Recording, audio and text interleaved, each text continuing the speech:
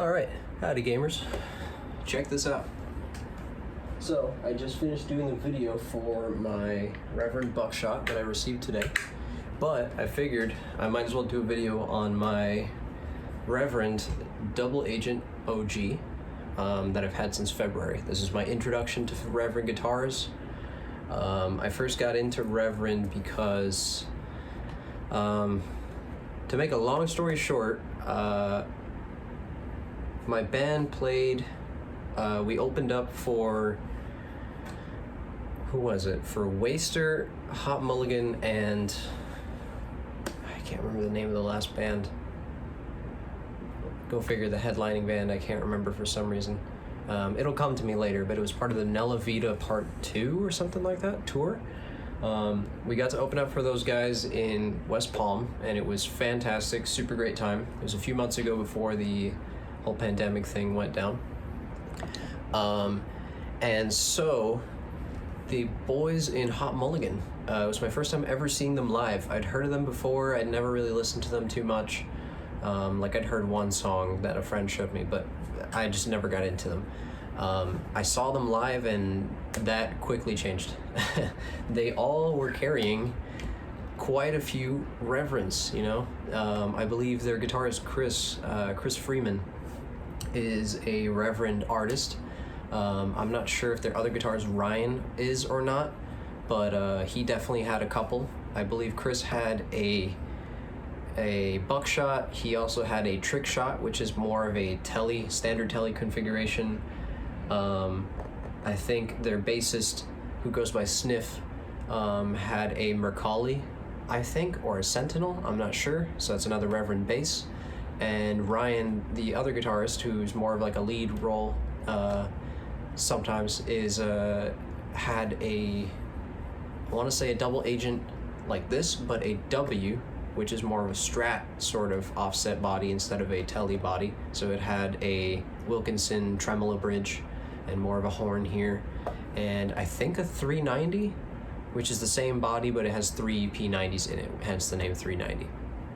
Anyway, to keep this introduction brief, the reason I got into Reverend and that I found out about Reverend was because I saw all those guys with these funky guitars with these, you know, interesting looking headstocks and the big white circular logo that I couldn't really make out what it was.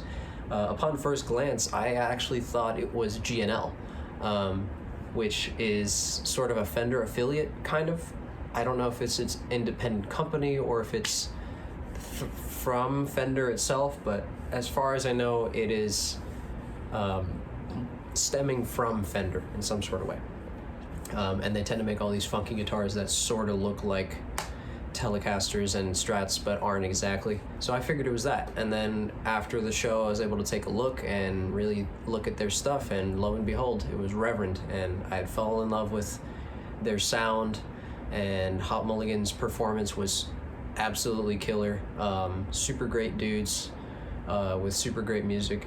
They just put out an album called You'll Be Fine back in March, I believe.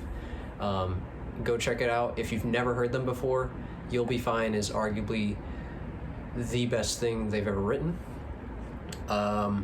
They've written a ton of great songs, don't get me wrong, but all of them feel like they were great songs for pop punk or emo or Midwest or whatever you want to call it, versus You'll Be Fine, their album, is a great Hot Mulligan album.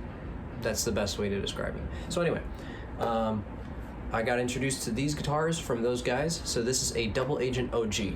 This specifically has an offset telly body. We've got a custom humbucker and a custom P90, both I believe designed by Reverend guitars. So the thing about Reverends that makes them unique is that they all have this bass contour knob. So we've got a master volume, master tone, three-way selector, and a bass contour knob. So what this means is when you have it off, which is rolled out towards the neck right now, you'll have the natural sound of the pickups, as far as I know. Then when you bring it in, depending on where you bring it in, you can bring it all the way, you can bring it halfway, you can bring it 75%, however you want, or 25%, and that'll add bass and low mid frequencies to the pickups. So you can have it on the bridge, you can have it on middle, or you can have it on just the neck, and it will still add these frequencies. So it's pretty cool. I usually play with the bass contour on almost all the time on this guitar. Granted, I have a Fender Bass Breaker 45 and a orange 2x12 with a pedal setup and all that stuff. I do have it here right now. I'm just not going to use that. Instead, I'm going to use my little Fender 1x12. It's a Hot Rod Deluxe 4, I believe. This is the most recent generation of the Hot Rod Deluxe. Fantastic little amp, super versatile, super easy to carry. You can do any genre that you can think of out of this thing, and it's a great pedal platform, great for testing out like new guitars and stuff, as in my opinion it has a very neutral reference point to listen to based off its speakers and its EQ and stuff. The only thing is that it's a little boomy because it's an open back speaker. So right now I have it literally right here in front of me, this black thing that you can see right here where my hand's at. This is the amplifier, and it's against the wall and it's pointed right at me, so it's going to be a little boomier than normal, but that's okay. So anyway, we've got a custom humbucker, we have a custom P90 pickup. People tend to confuse these with Jazzmaster pickups, which are different. They're just Jazzmaster single coils. This is a straight up P90. We've got roasted maple neck and fretboard with black dot inlays and black side inlays. We've got a 6 bolt bolt-on neck. Reverend claims that this is for added stability for both tuning and for temperature and just in general stability of the guitar. I'm not sure how true that is, but you know, I'm assuming it does something, otherwise they wouldn't have done it. And they've made thousands of guitars already, so they must be doing something correct. As you can sort of tell by the glare, there is a curve, like a contour that comes around here, which I really appreciate.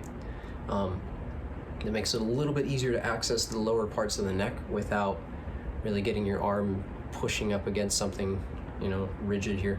We've also got oops, I'm on the wrong side. We've got a belly cut over here, or belly curve, contour curve, whatever you want to call it, and a slight arm contour on the front of the guitar. This is very nice, very shapely guitar. Bit of a lesser known brand, but I have a feeling they won't be lesser known for long. Under here, this is we've got a Bonite nut, which adds for more tuning stability. We've got a 3-string tree, so it's going from the E all the way to the G string. Usually they're only meant for the E and B, or just the E string sometimes. I've seen that before, which is a bit odd. That's more tuning stability for easier tuning. And then we've also got locking pin tuners. I believe these may be from Reverend. They don't specify a brand and they don't have any brand names on it, but I'm gonna assume this is Reverend locking pin tuners. So there we go. That's pretty much the introduction to this whole guitar. I'm running it everything at noon on my hot rod. I've got treble, bass, middle, presence at noon. My volume is about 2.5. I do have a JHS little black box, I think it's called, little black amp box, going through the effects loop of my amp. It's acting as like a fake attenuator, so that it's really like a master volume knob for my amp. So I'm controlling the gain with the volume, and then I've got the JHS hooked up to it as my master volume. So anyway, I'm gonna do a couple of clean tones out of here. I'll probably follow up in a later video using my pedal setup to give some dirty tones and other things like that out of it. For now, I'm just gonna go through the basic clean tones out of this thing. So let's mess around with it. Take it off standby first. Would probably be nice. All right, let's take a listen.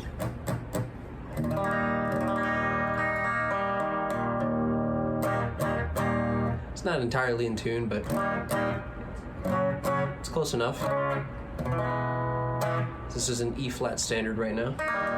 I believe I have 10 through 46 on here right now, I think. If not, then 10 through 52. So right now I'm on humbucker, volume max, tone max, and my bass contour is all the way off.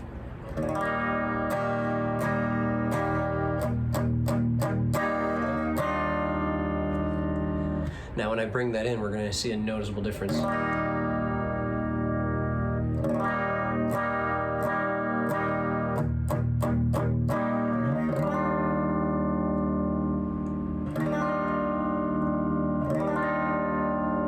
So it not only adds that low end frequency range, but it also kind of brings in a nice harmonic character to it. It's not overbearing, it's not super loud and muddy. It's more powerful. It gives you more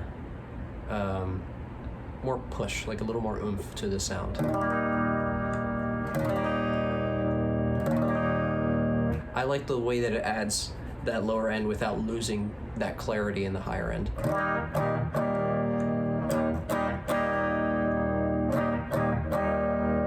All right, moving on, we've got the middle selection.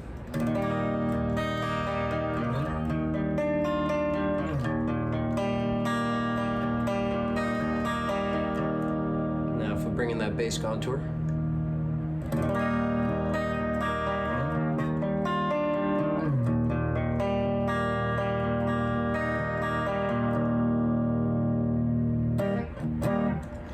Fairly nice.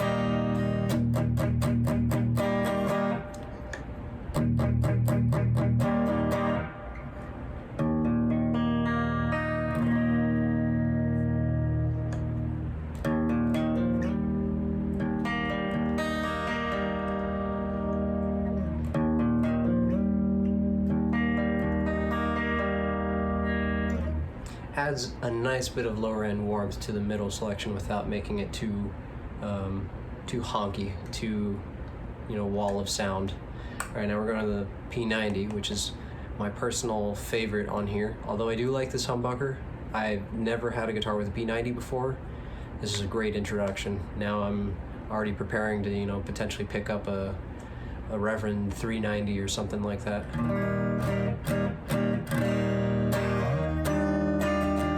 Bring the volume up a little bit.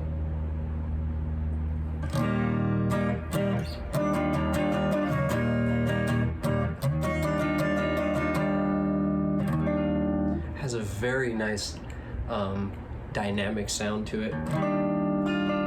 It's not the jangliest neck pickup. It's actually fairly warm. I mean, depending on your strings and your pickup and your amp, you can probably make it more or less jangly. I'm coming out of a Fender amp. If maybe it was a Vox, I'd probably have more high-end bite to it. But let's bring in that bass roll off.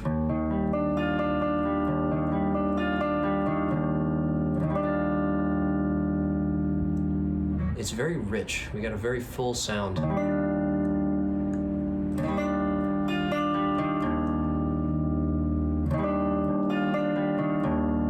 It's so odd because I get used to hearing it with this on all the time, so when I roll it off, it almost sounds like I have a diet, P90 or something, like as if I'm missing that tonal character. So I've gotten used to it already.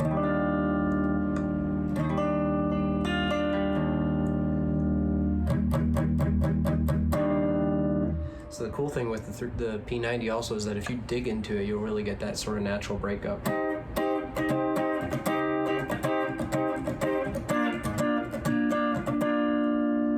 Especially when you add that bass roll off.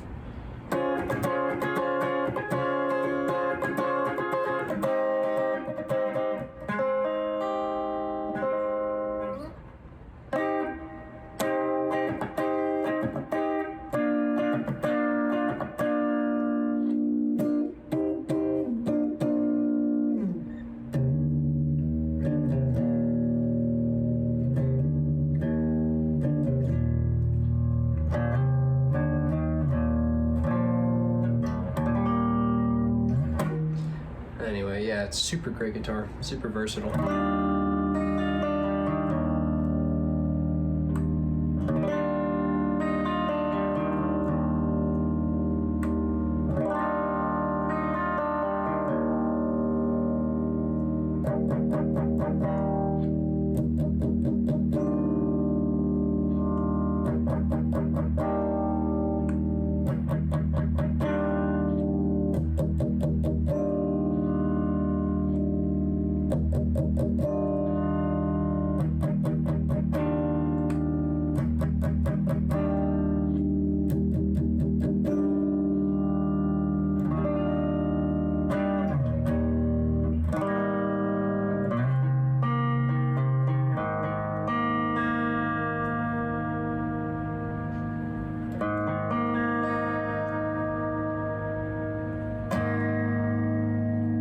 Yeah, I know it's not the most in tune right now, but you'll have to forgive me.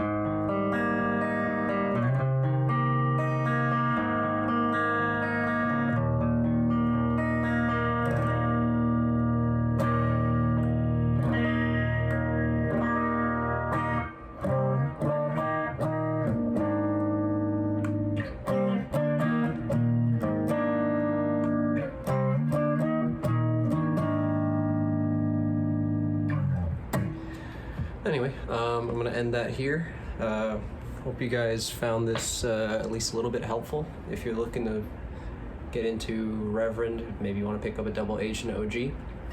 I'm gonna put all my specs and stuff in the description, and who knows, if I ever end up getting another Reverend, I'll probably do another video off of that too.